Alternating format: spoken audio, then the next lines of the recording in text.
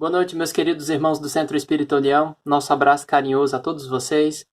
Mais uma vez, nós estamos aqui no nosso momento de consagração, a reflexão, onde nós invertemos a lógica do senso comum, com reflexões fundamentais para os dias de hoje, tempo em que vivemos com a sensação permanente de que grande parte de nós estamos deixando a vida escorrer pelos dedos. Esse movimento social, por causa da situação da pandemia, fez com que nós utilizássemos mais a comunicação virtual, o movimento espírita conectado. Então, os nossos internautas estejam à vontade. A distância nos separa, mas a internet nos aproxima. E a saudade só fortalece o brilho em cada sorriso que nós temos, em especial das pessoas que amamos e que, por hora, por causa do confinamento social, não estão tão perto. O capítulo 16 de João, o Evangelista, nos traz a visão da missão profética, muito específica, de consolador que a doutrina espírita tem nesse final dos tempos, do mundo moral, de provas e expiações, passando, se atualizando para o mundo de regeneração. O capítulo que nós separamos para a noite de hoje foi o capítulo 2 do Evangelho segundo o Espiritismo, e o tema que nós gostaríamos de falar é um tema do próprio Allan Kardec, a vida futura e o triunfo da esperança, o item 2 do capítulo 2. Segundo João Evangelista anota, Pilatos, tendo entrado de novo no palácio e feito vir Jesus à sua presença, perguntou-lhes: És o rei dos judeus? E então Jesus respondeu: Meu reino não é deste mundo. Se meu reino fosse desse mundo, a minha gente houvera combatido para impedir que eu caísse na mão dos judeus, mas meu reino não é aqui. Allan Kardec separa esse trecho do Evangelho segundo João no capítulo 18, versículos 33, 36 e 37, para fazer a sua exegese. Em sua análise, ele grifa duas frases bastante sui generis. A primeira, ele utiliza a frase deste mundo, cosmou toutou, e meu reino, basileia, no grego koiné. Então, esses dois termos, deste mundo e meu reino, centraliza toda a visão do Espiritismo em si, da análise de Kardec por meio do Espiritismo, nesse capítulo, da visão sobre o outro mundo. Quando Jesus menciona que meu reino não é deste mundo, então será que além deste mundo existe outro mundo? Será que além deste mundo onde a matéria sofre transformações constantes, onde a velhice alquebra a nossa vitalidade, onde a decadência nos angustia, será que além deste mundo onde a doença mingua as nossas forças, onde as regras morais são quebradas pela corrupção que existe dentro dos homens, existe um outro mundo? Jesus deixa claro que sim. É o próprio Cristo que diz: Eu desci do céu. João, capítulo 6, versículo 38. Lembrando que céu, raquia, em hebraico, para os judeus significa amplidão, morada de Deus ou o próprio firmamento. Então Jesus desce do firmamento, este outro mundo, a expansão, o ilimitado, e vem ter conosco aqui no planeta Terra. Se acontecer algum ruído durante a nossa fala, é porque o espaço urbano acaba que às vezes a interferência de um cachorro, alguém comenta alguma coisa. Há quase 2000 anos após a sua presença entre nós, os espíritos vêm dar testamento, vêm testificar este outro mundo, que é o famoso céu bíblico, a amplidão, e dizer de suas vidas lá neste lugar, da eternidade que aguarda a todos nós após a morte do corpo físico. Kardec, seguindo a orientação dos espíritos, faz referência a esse outro mundo sob a óptica da vida futura, ou seja, a erraticidade do espírito no mundo espiritual em contraste com a vida presente, do espírito encarnado na Terra passando por uma existência física e suas implicações num mundo de expiações e provas. Nesse próprio capítulo, Kardec diz o seguinte para todos nós: todas as suas máximas se reportam a esse grande princípio. Com efeito, sem a vida futura, nenhuma razão de ser teria maior parte de onde vem que os que não creem na vida futura, imaginando que ele apenas falava da vida presente, não compreende bem os seus conceitos ou considera os seus conceitos pueris. Isso está no item 2, a vida futura. Kardec menciona nesse pequeno trecho que eu acabei de ler, os que não creem na vida futura. É lógico que grande parte, ou eu acredito pessoalmente, que grande parte das pessoas não acredita numa vida futura ou tem uma visão um pouco tímida ou às vezes um pouco confusa sobre o que seria essa vida futura. Mas quem são essas pessoas? Para o naturalismo filosófico, com forte influência de Charles Darwin, para os materialistas e racionalistas, não existe vida futura, não existe vida após a morte, não existe transcendência do ser, quiçá não existe Deus. Só existe essa mera existência física, aqui e agora, governada pelas leis da biologia, as leis da matéria cega e aleatória. Você morreu, simplesmente acabou. Logo, as religiões, a esperança de uma continuidade da vida seria mera ilusão. Isso significa que uma criança que sofreu câncer em tenra idade, ou uma mulher que infelizmente faleceu vítima das consequências da violência doméstica, ou alguém que foi traído e teve uma mágoa profunda ao longo de toda a sua existência, alguém que foi trapaceado e ficou na sarjeta, ou então famílias inteiras vítimas de guerra em regiões onde moram, vítimas do terrorismo, do racismo, das tiranias, são pessoas que tiveram um enorme azar. Porque se não existe vida após a morte, se a vida é apenas o agora e só existe a matéria regida pelas leis da física e da seleção natural das espécies, então também não existe Deus, não existe justiça divina, então tudo é permitido. Então, se dá bem, pelo menos enquanto se está vivo, quem é mais esperto, malandro ou poderoso. Você já parou para observar que grande parte do mundo segue esse sistema, que é o chamado sistema materialista? Ele tem consequências éticas seríssimas para todos nós. Quando a pessoa diz assim, eu não acredito em nada, quais são as consequências de um tipo de visão, de uma cosmovisão dessa? Especialmente hoje na era do capitalismo de consumo, onde as coisas parecem ter poder sobre os homens. Carros, joias, celulares, TVs. No império do efêmero, você é o que você veste e o que você possui. Essa é a perspectiva da vida materialista. Um mundo sem esperança, um mundo sem futuro, um mundo pavoroso.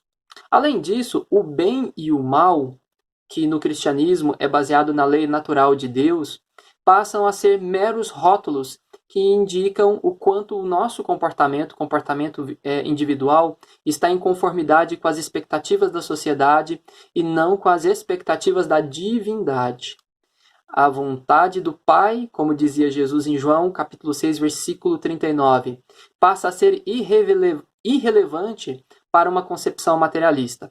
O centro do universo é retirado da divindade e é colocado simplesmente na vontade humana e naquilo que ele faz do seu destino, se é que pode-se dizer que exista destino. Quando o Espírito de Verdade e a sua equipe inaugura o Espiritismo como doutrina em abril de 1857, ele inaugura também a crise do materialismo, que ganhará força ao longo dos séculos. De que maneira, pergunta Allan Kardec, pode o Espiritismo contribuir para o progresso? E os espíritos respondem a essa pergunta na pergunta 799 do Livro dos Espíritos, destruindo o materialismo, que é uma das chagas da sociedade. Ele faz que os homens compreendam onde se encontram os seus verdadeiros interesses. Então, para um materialista, os verdadeiros interesses estão na imagem, na posse, no poder, está na influência sobre as outras pessoas.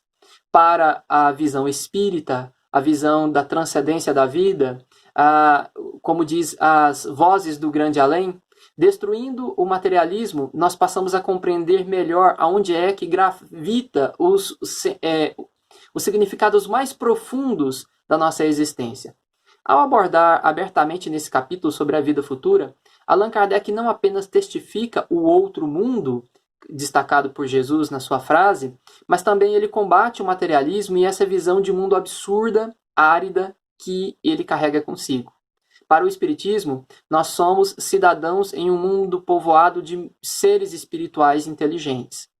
Além dele dizer que meu reino não é deste mundo, Jesus utiliza a palavra reino, que é uma palavra que tem um significado muito interessante. Daí nós podemos tirar várias conclusões.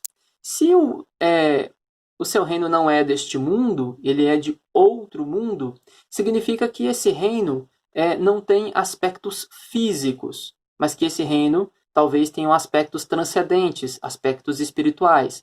As próprias palavras de Jesus são chamadas por Mateus de palavras do reino. Mateus 13, capítulo 13, versículo 19. Ou também Mateus utiliza Evangelho do Reino, Mateus 9, 35. Esse reino, em geral, é chamado de Reino dos Céus, por Mateus, e Reino de Deus, por todos os outros evangelistas. O próprio Mateus anota, no capítulo 9, versículo 35, percorria Jesus todas as cidades e aldeias, ensinando nas sinagogas deles e pregando o evangelho do reino.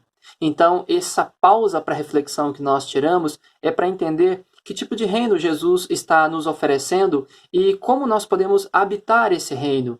Quais as características éticas, qual é a visão de sociedade que esse reino carrega, quais são as leis que sustentam ele, quais são os significados profundos, as práticas de vida que nós teremos se habitarmos esse reino. Então, o convite que nos é feito é fazer o mesmo que Jesus fazia andando pelas sinagogas e pelas cidades. Diz Jesus: pregai dizendo, é chegado o reino dos céus. Mateus 10, versículo 7. Buscai primeiro o reino de Deus e tudo vos será acrescentado. Mateus 6, versículo 33. Então, primeiro nós devemos buscar o reino de Deus.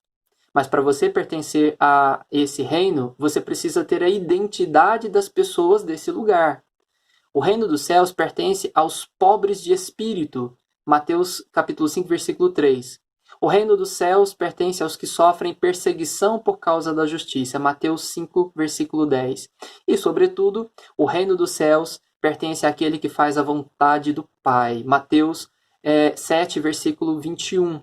Os justos, diz Jesus, resplandecerão como o sol no reino. Mateus 13, versículo 43. Então nós percebemos que para pertencer a esse reino, nós temos algumas características espirituais que permitem com que nós tenhamos uma sintonia com essa identidade das pessoas que de lá são e que de lá Jesus veio.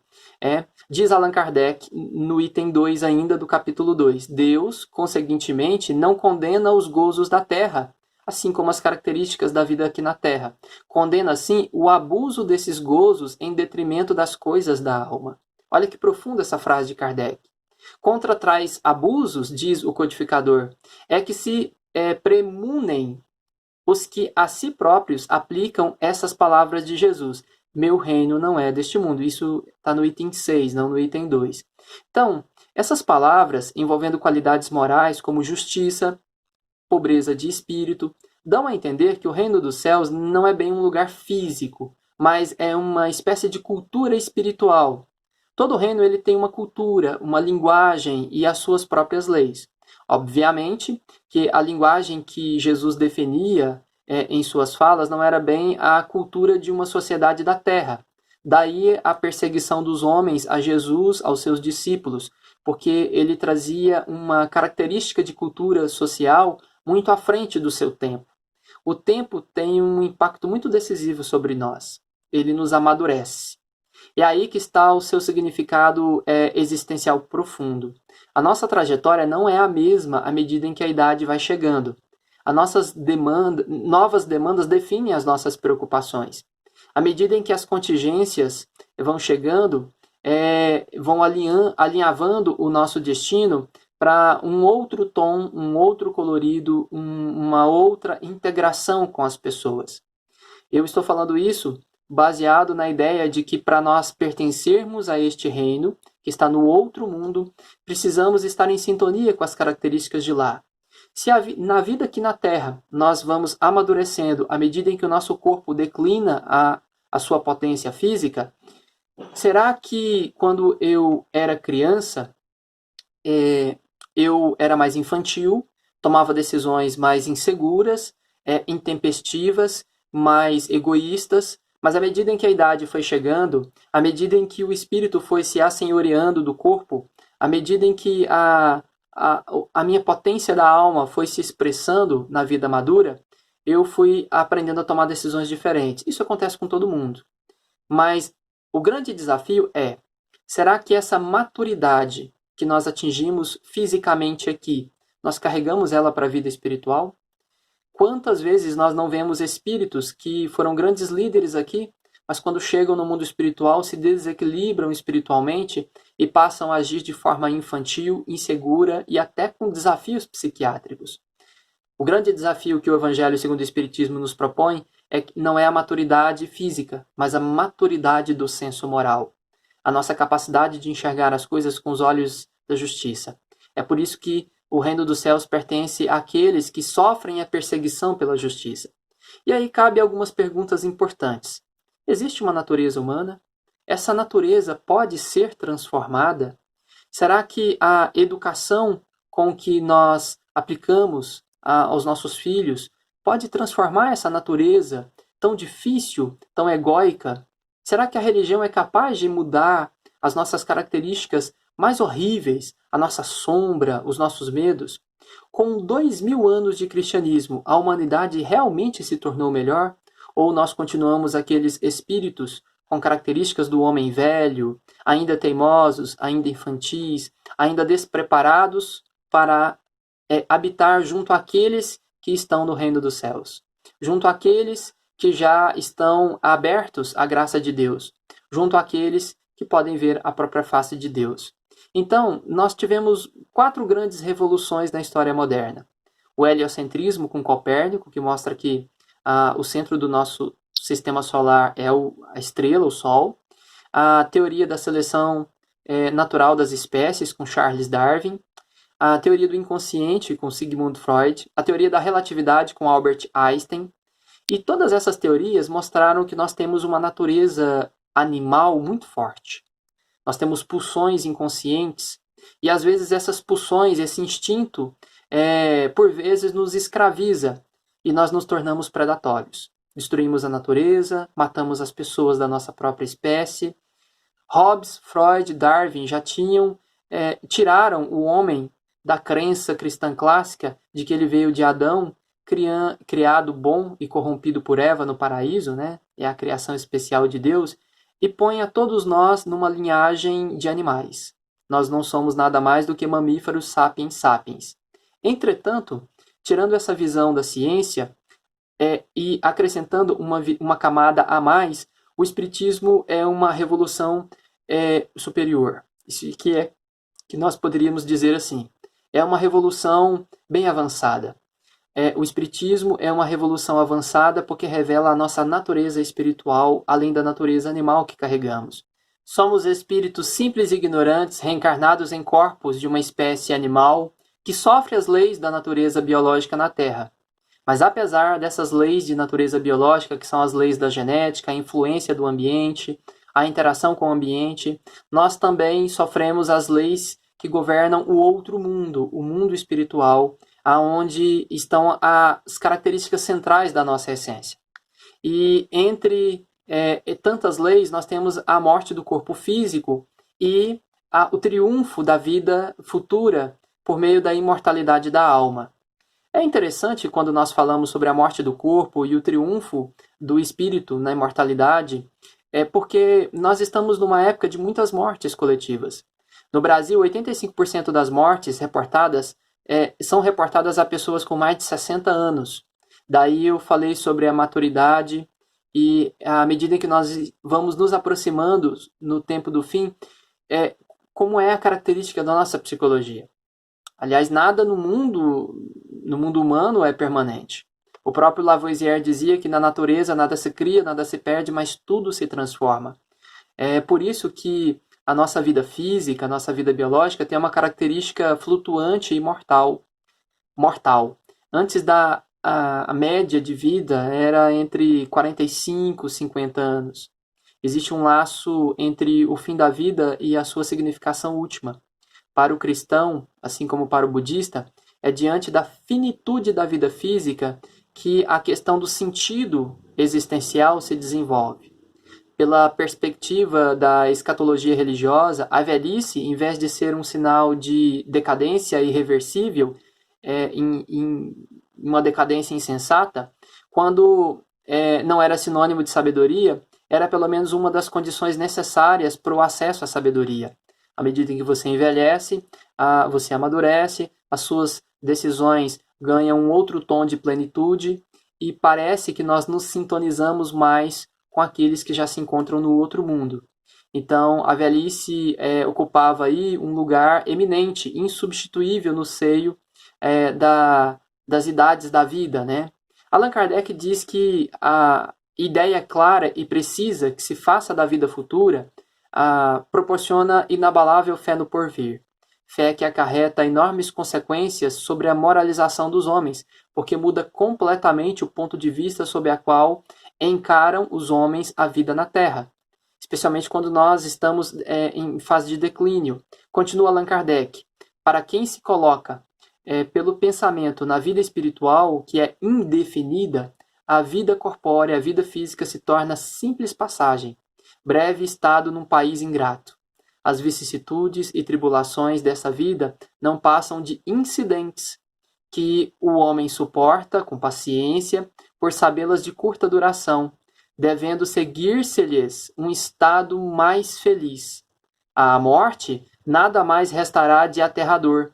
Deixa de ser a porta que se abre para o nada e torna-se a que dá para libertação, pela qual entra o exilado numa mansão de bem-aventurança e de paz. Poucas vezes eu vi um texto, que está no item 5 do capítulo que nós estamos estudando, eu vi um texto tão tocante como esse. Nós deixamos as nossas condolências a tantas pessoas que se despediram das suas famílias e retornaram para o grande além, para a vida espiritual, que nós definimos como vida futura para nós, mas vida presente para eles. Não sei como eles estão chegando do outro lado e se já estão em condições de habitar o reino proposto por Jesus. Mas o que eu sei é que o Espiritismo nos dá essa segurança, nos dá esse sentido filosófico da vida, que apesar de tantas circunstâncias que enfrentamos aqui, apesar de tantas lágrimas, tantas guerras, tantas notícias, a vida sempre triunfa, o tempo sempre se encarrega de colocar as coisas no lugar. Deus não usa a violência, Deus não usa o medo, Deus não usa o desespero. Deus usa a educação para fortalecer os espíritos. Aliás, a própria cultura de Jesus é muito dinâmica, é esperançosa, mostrando um mundo onde a realeza está, sobretudo, nas qualidades interiores. É por isso que Jesus, apesar de não ser reconhecido como rei aqui na Terra, ele era um rei, porque a sua realeza estava nas suas qualidades mais intrínsecas. Jesus aculturava o povo para esse novo mundo, o outro mundo, onde ele era rei de verdade, através de parábolas, com uma significação de linguagem do reino, né? Que não é deste mundo o reino de Jesus, diz Allan Kardec, todo mundo compreende e entende. Mas também a terra não terá ele uma realeza? Será que Jesus na terra, isso está no item 4, não terá uma realeza não só lá, mas aqui também? O Espiritismo nos confirma que sim. Jesus tem uma autoridade plena sobre nós, a tal ponto de o Espírito Emmanuel.